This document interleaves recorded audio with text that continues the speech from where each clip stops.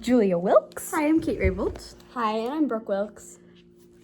This is our summary of the article Learning About the Stories of Children with Refugee Backgrounds Through the Lens of Positioning Theory by Iwan Kun. Yes, so basically this study kind of just investigates how some children with refugee backgrounds, specifically from these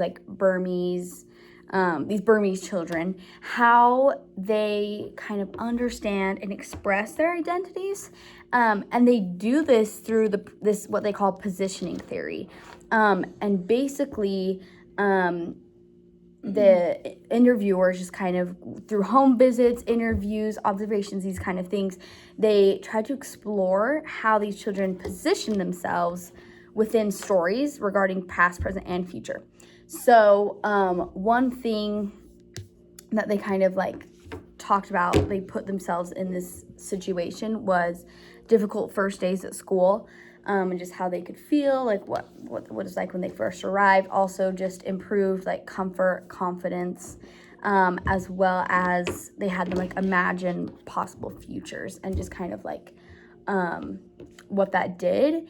And basically they just kind of figured out that these children really just had these kind of complex identities that just stem from a lot of different issues, systemic places in the education system, and really they just are affected by many things. Mm-hmm. It was really interesting that the article pointed out how instead of lots of people in the U.S.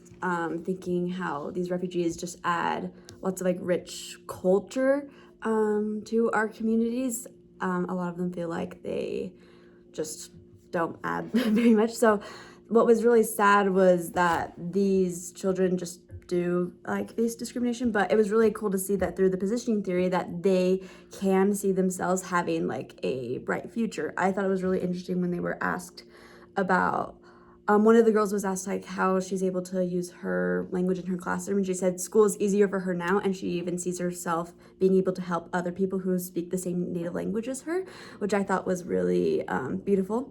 And it's really great that these students, because of the hard experiences that they've had in the past, they're able to help other people in the present moment, and they're able to see how they are going to be successful in the future as well.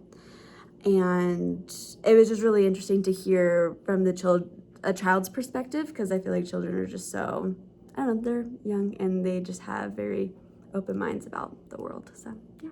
It is really interesting in the article how it talks about children, specifically young immigrant children, positioning themselves in a new culture, because they kind of go on this evolution of they can position themselves as newcomers or a non-English speaker, and also their teachers and their classmates can position them as maybe not as proficient, stereotyped as well, but as time goes on, then they can kind of, I thought it was cool that they can move their own position to where that they can feel I can speak some English, this is part of who I am. And it's really interesting that through the positioning theory, that one thing the article talked about is how they can reinterpret their past events in a new context to give them more identity. And I think that could be especially true for an immigrant child who maybe didn't really appreciate, or they kind of took for granted or didn't realize that it'd be such a big transition to move cultures, but then once they come to the U.S., they can reposition themselves and learn to value their culture in a new way. Absolutely. So that was our summary. This is our praxis. And basically, one thing that I thought was very interesting from this article is that I can just kind of start valuing these students by myself. I think we talk a lot about how we can show the students that we value them and what we can do with the parents and the students and all that kind of stuff to show them that we value them. But I mean, it starts with an asset-based approach where I think if I take time to learn more about them and really just understand how they do benefit my classroom and what the strengths are that they bring into my classroom, and really just appreciating that myself, I think it won't have to try as hard to show them that I value them, because I just truly do. I loved how the researcher went about conducting this research with at-home visits, and they were talking about how she was able to go into like these homes and talk to these students, and at first the students like weren't really able to like open up, but then like through later conversations and having like personal conversations with them, they were able to open up more. And so I personally want to do that in the future as a teacher. I want to be able to do at-home visits and just make it so like my students are comfortable. And like also I think using positioning theory is really interesting too, like help these students figure out where they really want to fit into like in the future, like with their future careers, and like help them have high aspirations and goals. So that's what I want to do as a future educator.